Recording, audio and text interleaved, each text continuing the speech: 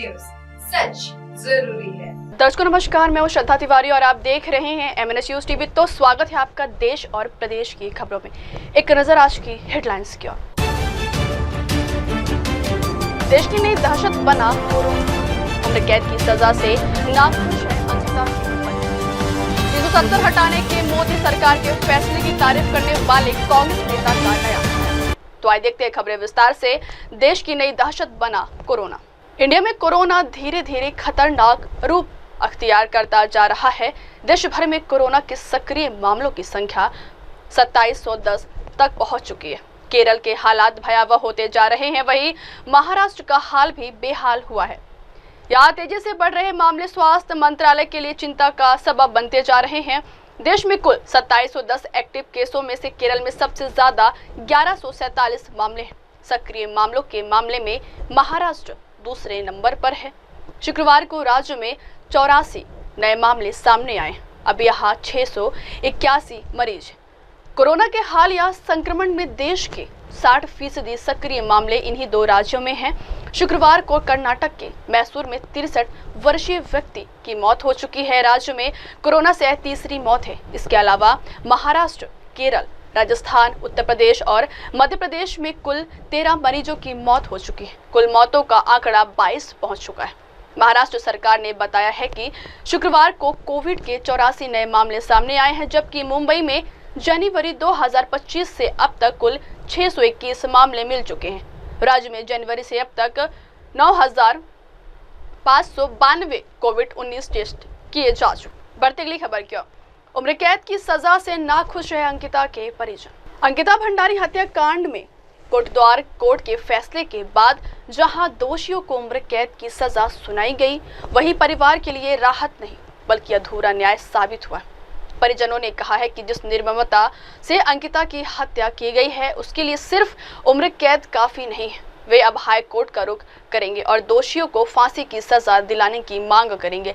इस बीच सजा के बाद आरोपी सौरभ भास्कर का कोर्ट से बाहर निकलते वक्त कैमरे के सामने हंसना और पोजस देना परिवार के जख्मों को और गहरा कर गया है। यह मामला करीब 2 साल 8 महीने तक अदालत में चला, जिसमें 97 गवाहों को नामित किया गया था और 47 को कोर्ट में पेश किया गया। अदालत ने सबूतों और गवाहों के आधार पर फैसला सुनाया है, जिसमें तीनों आरोपियों को आजीवन कारावास मिला। हालांकि जिस तरह आरोपी सजा सुनने के बाद भी मुस्कुराते और बेशर्मी से कैमरे में पोज देते नजर आए, उसने इस पूरे मामले की और भावनात्मक बना दिया है। अब परिवार इंसाफ की पूरी लड़ाई लड़ने का ऐलान कर चुका है।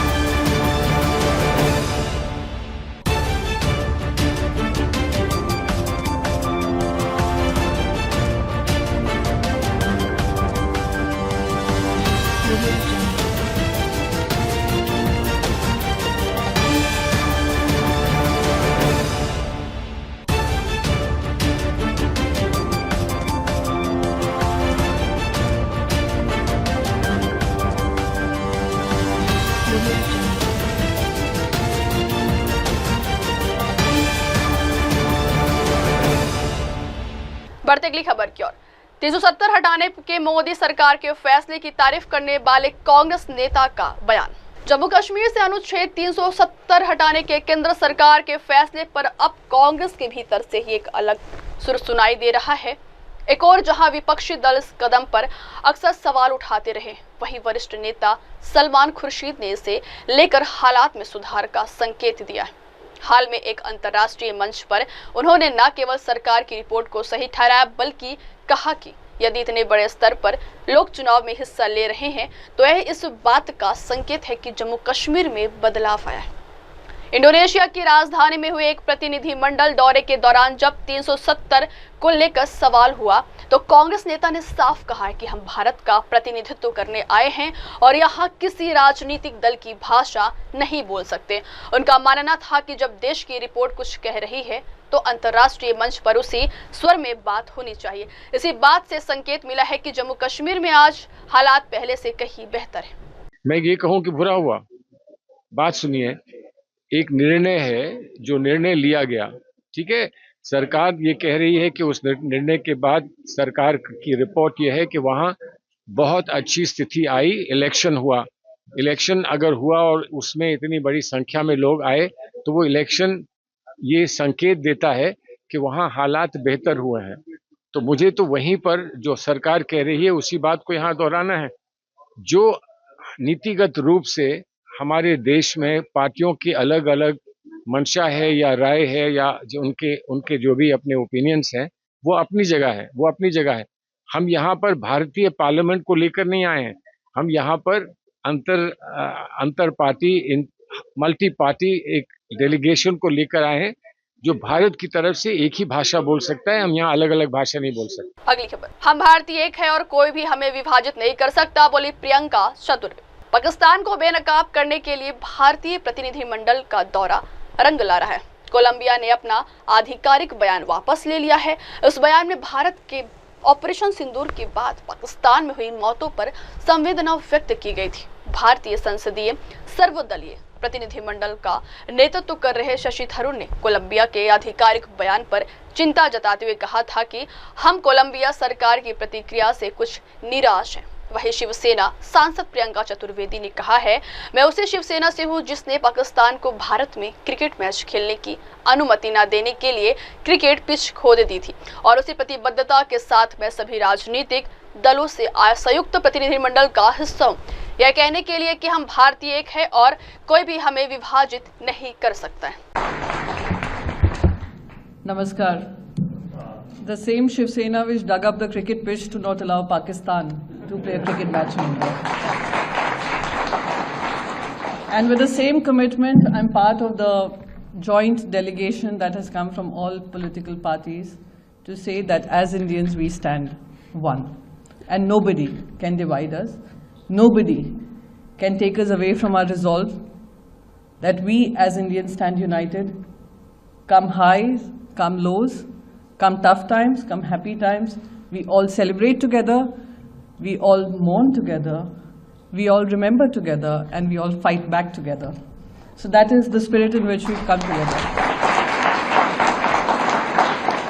So as we were coming here, we saw some flags, and you all would know what those flags were. And I thought to myself, the IMF loan is coming handy. And I hope those who are giving them the IMF loans realize what it's being used for. So just 2 minutes ago, I just walked outside to check, have they left? And I was told, yes, they've gone. And while we Indians continue to be where we are, resolutely, strongly, backing for our mother India.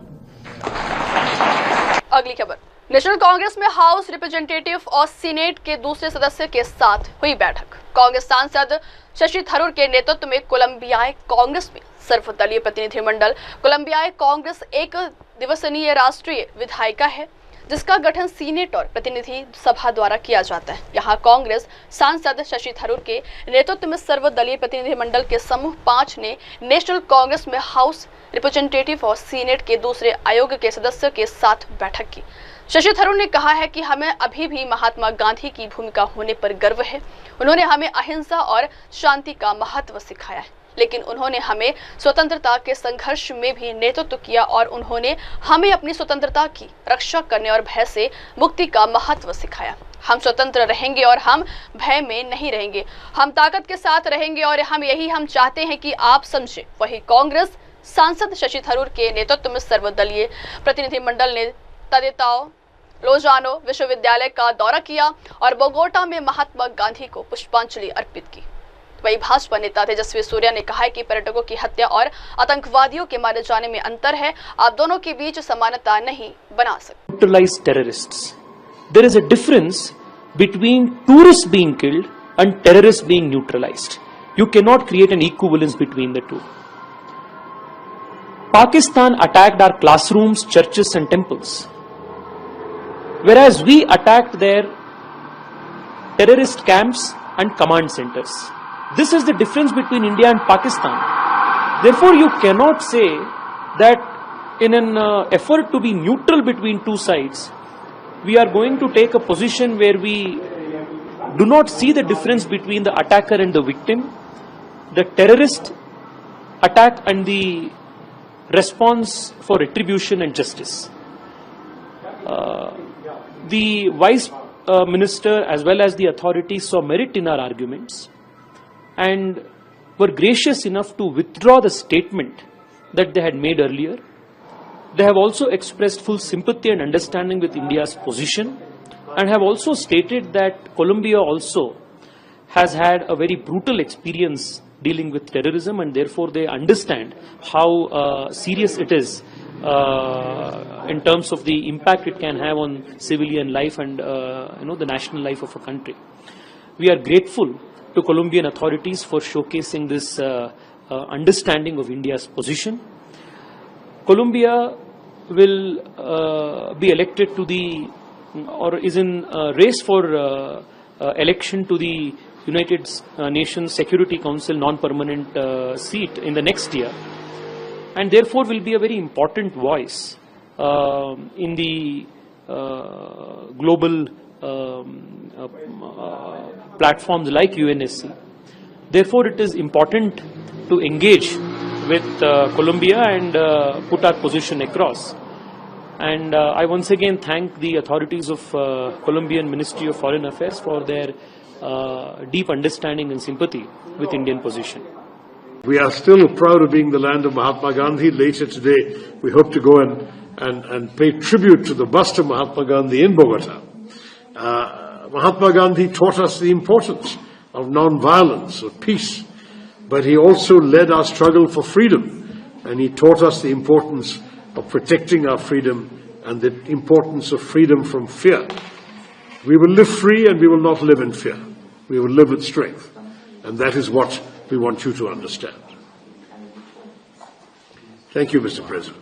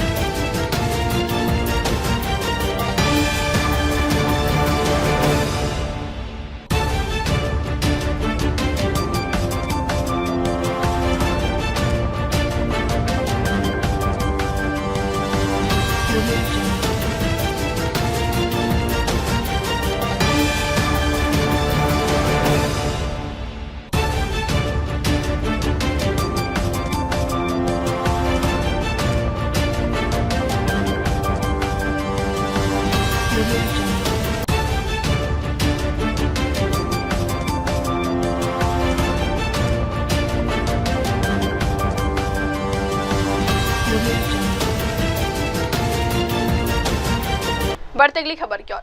Ankita Bhandari के कातिलों को उम्र कैद की सजा पर बोले CM Pushkar Singh Dhami.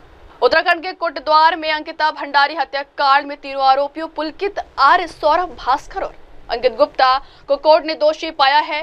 Court ने इन्हें उम्र कैद की सजा सुनाई गई है। कोर्ट के फैसले के बाद उत्तराखंड के सीएम पुष्कर सिंह धामी ने कहा है कि अंकिता भंडारी पहाड़ों की बेटी और बहन थी। घटना के बाद हमने उसे न्याय दिलाने का संकल्प लिया था, आरोपियों को गिरफ्तार करने का निर्देश दिया था और महिला आईपीएस के नेतृत्व में एसआईटी गठित की थी। इस वजह से आरोपियों को जमानत नहीं मिल पाई है। आरोपी दोषी साबित हुए हैं और उन्हें आजीवन कारावास की सजा सुनाई गई। हम अंकिता भंडारी को न्याय दिलाने के लिए परिवार के संपर्क में भी थे। अंकिता भंडारी हत्याकांड के सामने आते ही मुख्यमंत्री पुष्कर सिंह धामी के नेतृत्व में प्रदेश सरकार ने तत्परता दिखाई है। आरोपियों को 24 घंटे के भीतर गिरफ्तार कर जेल भेजा गया था। अंकिता के परिवार की मांग पर 3 बार वकील बदला गया है ताकि उन्हें पूरा यकीन रहे कि उनकी बात पूरी तरह से कोर्ट में रखी जाए। अंकिता भंडारी पहाड़ की बेटी, पहाड़ की बहन, जो भी घटना हुई उसका हमें बहुत दुख हुआ, बहुत कष्ट हुआ। और जिस दिन ये घटना हुई, जैसे ही हमें जानकारी मिली, हमने संकल्प लिया कि हम निश्चित रूप से हमारी पहाड़ की बेटी को, पहाड़ की बहन को न्याय दिलाएंगे। और जानकारी होते ही तत्काल हमने सभी जितने भी हमारी जांच करने वाली एजेंसियां थी, पुलिस विभाग था, सभी को निर्देश दिए कि तत्काल इनकी गिरफ्तारी होनी चाहिए। जितने भी आरोपी हैं उनकी तत्काल गिरफ्तारी हुई। और उसके बाद महिला आईपीएस अधिकारी की अध्यक्षता में एसआईटी का गठन किया गया। उसने पूरी जांच की, एक एक पहलू का अध्ययन किया, सारे सबूत जुटाए और बहुत सटीक तरीके से उन्होंने विवेचना को आगे बढ़ाया। और लगातार अदालत में पैरवी की गई। इसी का परिणाम रहा कि आरोपियों को जमानत नहीं मिल पाई। परिजनों को जैसा उन्होंने चाहा, जिस प्रकार से भी उन्होंने हमसे कहा, उनको अभियोजन अधिकारी दिए गए। और लगभग 1000 दिन, 3 साल के अंदर ये फैसला आया जिसमें आरोपियों को हत्या का दोषी मानते हुए आजीवन कारावास की सजा सुनाई गई है। और इस दौरान लगातार हमारे प्रशासन के लोग, हम लोग, परिवार के लोगों से भी लगातार हमने संवाद कायम रखा, उनको आर्थिक सहायता भी दी। हमने ये सुनिश्चित किया कि हम किसी भी प्रकार से अंकिता बेटी को, बहन को न्याय दिलाएंगे, क्योंकि हम उसको वापस तो नहीं ला सकते, लेकिन उसके साथ न्याय हो, यह हमने सुनिश्चित किया। आज का जो फैसला आया है उससे समाज में यह संदेश गया है कि अपराधी चाहे जो भी हो, वो कानून से ऊपर नहीं है। और इस प्रकार के जो फैसले हैं वो आने वाले समय के लिए भी एक साफ संदेश हैं, एक नजीर हैं। और देवभूमि उत्तराखंड में कोई कितना भी बड़ा हो, कितने ही लंबे उसके हाथ हों, लेकिन कानून से वो बच नहीं सकता, किसी कीमत पर छूट नहीं सकता। बढ़ते अगली खबर की ओर। आतंकवाद ने 20,000 से अधिक निर्दोष भारतीय लोगों की जान ले ली है, बोले अनुराग ठाकुर। हमारी बहुत ही सार्थक और उपयोगी बैठक हुई है। वह भारत और उस क्षेत्र की चुनौतियों को समझते हैं, क्योंकि इथियोपिया ने भी इसी तरह की समस्याओं का सामना किया है। जब हम उन्हें बताते हैं कि पिछले 50 वर्षों से पाकिस्तान की ओर से राज्य प्रायोजित आतंकवाद ने 20,000 से अधिक निर्दोष भारतीय लोगों की जान ले ली है, तो वे हमसे सहमत होते हैं। वे आतंकवाद के खिलाफ इस लड़ाई में हमारे साथ खड़े होने के लिए तैयार हैं। और उन्होंने हमें यह भी आश्वासन दिया है कि वे सभी हितधारकों से विभिन्न मंचों पर बात करेंगे और सभी हितधारकों को आतंकवाद के खिलाफ इस लड़ाई में एक साथ आना चाहिए। वे एक राजनेता हैं। वे इथियोपिया में एक बहुत ही सफल नेता थे और उनके द्वारा कही गई ये बातें कि वे आतंकवाद के खिलाफ इस वैश्विक लड़ाई में भारत के साथ खड़े हैं, बहुत कुछ कहती है। एनसीपी एससीपी सांसद सुप्रिया सुले के नेतृत्व में सर्वदलीय प्रतिनिधिमंडल द्वारा पूर्व इथियोपिया आए प्रधानमंत्री हेली मारियम डिसलेगन से मुलाकात के बाद भाजपा सांसद अनुराग ठाकुर का यह बयान सामने आया है। A very productive and fruitful meeting with His Excellency Hailemariam, the former Prime Minister of Ethiopia. He understands India and the challenges in that region, because Ethiopia has also faced same kind of problems in Sahel region, what Africa is facing. From organization like Al-Sahab, these challenges what they faced in this region. And when we tell them that the state-sponsored terrorism from Pakistan's side for the last 50 years has taken away more than 20,000 lives of innocent Indian people, they agree with us. They are ready to stand with us in this fight against terrorism. And he also assured us that he will speak on various platforms to all the stakeholders also. And all stakeholders must come together in this fight against terrorism. He's a statesman. He was a very successful leader in Ethiopia. And these things coming from him, that he stand with India on this global fight against terrorism, speaks a lot. He also stressed upon the South-South, which is the global South, coming together on various issues for peace, progress, prosperity, and also at the same time, this fight against terrorism. बढ़ते अगली खबर की ओर। अब संसद में उठाऊंगा तमिलनाडु की आवाज, बोले कमल हासन। तमिलनाडु के मुख्यमंत्री एम.के. स्टालिन के नेतृत्व वाली द्रविड़ मुनेत्र कड़गम ने फिल्म अभिनेता और मक्कल निधि मय्यम नेता कमल हासन को राज्यसभा चुनाव की एक सीट के लिए नामांकित किया है। इसके साथ ही कुल 3 उम्मीदवारों के नामों का ऐलान किया गया। शुक्रवार को कमल हासन ने सीएम एम.के. स्टालिन से मुलाकात की और उन्हें राज्यसभा के लिए नामांकित किए जाने को लेकर आभार जताया। मक्कल निधि मय्यम नेता कमल हासन ने सीएम से मुलाकात के बाद पत्रकारों को संबोधित करते हुए कहा है कि तमिलनाडु के मुख्यमंत्री एम.के. स्टालिन ने राज्यसभा के लिए मेरा नाम प्रस्तावित किया है। हम इसके लिए बहुत आभारी हैं। तमिलनाडु के लिए मेरी आवाज हमेशा सुनी गई है। हम पहली बार संसद भवन में मेरी आवाज सुनी जाने वाली है। कन्नड़ के बारे में पूछे गए सवाल का जवाब देते हुए कमल हासन ने कहा है कि यह एक लोकतांत्रिक देश है। मैं कर्नाटक से प्यार करता हूँ, यह सच है। मैं आंध्र प्रदेश से प्यार करता हूँ, यह भी सच है।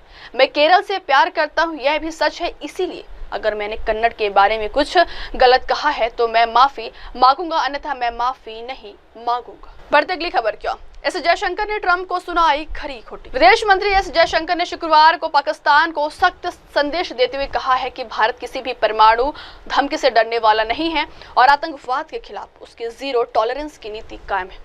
वडोदरा के एक निजी विश्वविद्यालय के विदेशी छात्रों के दीक्षांत समारोह में अपने संबोधन में जयशंकर ने 2 टूक कहा है कि आतंकवाद को बढ़ावा देने और उसका सहारा लेने वालों को गंभीर परिणाम भुगतने होंगे।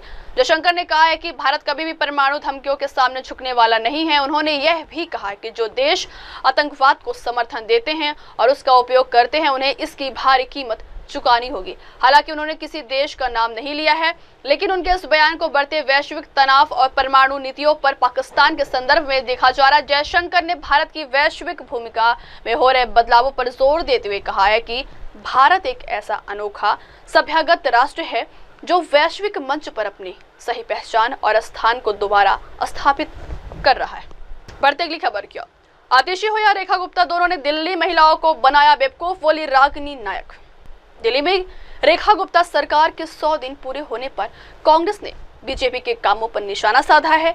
कांग्रेस नेता ने रेखा गुप्ता सरकार के कामों को महापाप बताया। दिल्ली प्रदेश कांग्रेस कमेटी के अध्यक्ष देवेंद्र यादव ने कहा है कि 27 वर्ष के सूखे के बाद बीजेपी की दिल्ली की सत्ता संभालने के 100 दिन में विकास के कार्यों की बात तो दूर है, सरकार ने इस दौरान 10 महापाप किए जिसके लिए जनता कभी इन्हें माफ नहीं करेगी।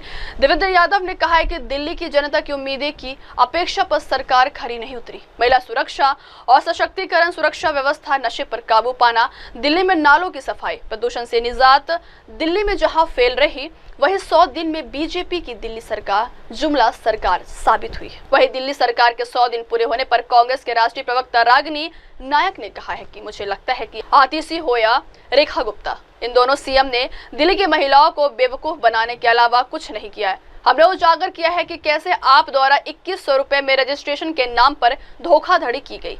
अब 2500 रुपए का वादा किया गया है। लेकिन रेखा गुप्ता ने 8 मार्च को एक बैठक की जिसमें उन्होंने कहा है कि एक कमेटी बनेगी, कमेटी नियम बनाएगी और जब नियम बनेंगे तब पैसा आएगा। मुझे लगता है कि अगर हम रिपोर्ट कार्ड की बात करते हैं तो वह सिफर है। चाहे पीएम मोदी हो या उनके नेता, वे दिखाते तो बहुत अच्छे करते हैं लेकिन नतीजा सिफर ही होता है।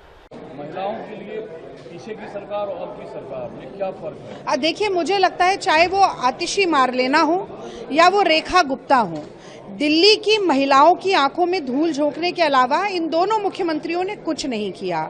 2100 रुपए का रजिस्ट्रेशन जो आम आदमी पार्टी करवा रही थी, उसके ऊपर भी किस तरीके की धांधली रही, हमने ये चुनाव प्रचार के समय पर उस पर बहुत खुलासा किया। और अब 2500 का दावा करके, 2500 रुपया हर महिला को देने का दावा करके, अब उसमें टर्म्स एंड कंडीशन लगाने के लिए जिस 8 मार्च को महिलाओं के खाते में पहुंचाने थे 2500 रुपए, एक बैठक कर दी गई रेखा गुप्ता जी द्वारा और कहा गया कि एक कमेटी का निर्माण होगा, वो कमेटी नियम बनाएगी, जब नियम बनेंगे तब वो पैसा आएगा। तो ना 9 मन तेल होगा, ना राधा नाचेगी। आप 500 रुपए का सिलेंडर देने की बात करते हैं, 50 रुपया जो अभी का दाम है उस पर भी बढ़ा देती हैं। आप कहती हैं होली पर सिलेंडर मुफ्त मिलेगा, होली चली गई, अब शायद दिवाली का इंतजार जनता को करना पड़ेगा। आपने कहा यमुना की सफाई होगी, पता चल रहा है यमुना जी का प्रदूषण तो कई गुना बढ़ गया है। जो एसटीपी के लिए पैसा आवंटित किया था उसमें से कुछ खर्च हो नहीं पाया। आपने कहा कि डीटीसी बसें नहीं चलाएंगे, जो शीला सरकार के समय की बसें हैं उससे एक नई बस का इजाफा नहीं होता है। बारिश होती है दिल्ली में तो वाटर लॉगिंग हो जाती है, नहीं होती है तो टैंकर माफिया का राज चल रहा है। और तो और दिल्ली की कांग्रेस की सरकार के समय जो 24 घंटे की बिजली की सुविधा दिल्ली वासियों को देने की शुरुआत हुई और अब उसमें भी कटौती शुरू हो गई है। वो आपने भी झेला होगा, हम भी झेल रहे हैं। तो मुझे लगता है कि अगर रिपोर्ट कार्ड की बात की जाए तो नील बटा सन्नाटा है, शून्य है, सिफर है। और इसीलिए मैंने आज प्रेस वार्ता में कहा कि कहाँ तो तय था चरागा हर एक घर के लिए, कहाँ चराग मयस्सर नहीं शहर के लिए। मुख्यमंत्री काफी वोकल हैं, आपको लगता है कि ये 100 दिन ही आगे के सालों के लिए उनकी पहचान? देखिए, मुझे लगता है कथनी से बड़ा करनी को माना जाता है, किसी कारण की वजह से माना जाता है। और आज तो मैं ये जरूर कहूंगी कि अब नजारे दिखाने में भाजपा के नेता बहुत अच्छे हैं, नतीजे देने में नहीं, चाहे वो मोदी जी हो या मोदी जी के तमाम नेता हो। ऑप्टिक्स बहुत अच्छा करते हैं, आउटकम कुछ नहीं आता। और आपने वो प्रसार का तंत्र तो मोदी जी का भी देखा होगा किस तरीके से चल रहे हैं, वही रेखा गुप्ता जी कर रही हैं। जितनी बड़ी विफलता उतना बड़ा तमाशा, और वो को भरा जाएगा सरकारी तंत्र के जरिए। पर मैंने जो आपसे बात कही कि जनता के जीवन में मूलभूत सुधार 100 दिनों में अगर नहीं आया है तो आप अपने मुंह मियां मिट्ठू कितना बन जाइए, अपने गाल कितना भी बजा लीजिए, बहुत ज्यादा दिन काट की हांडी चढ़ नहीं पाती।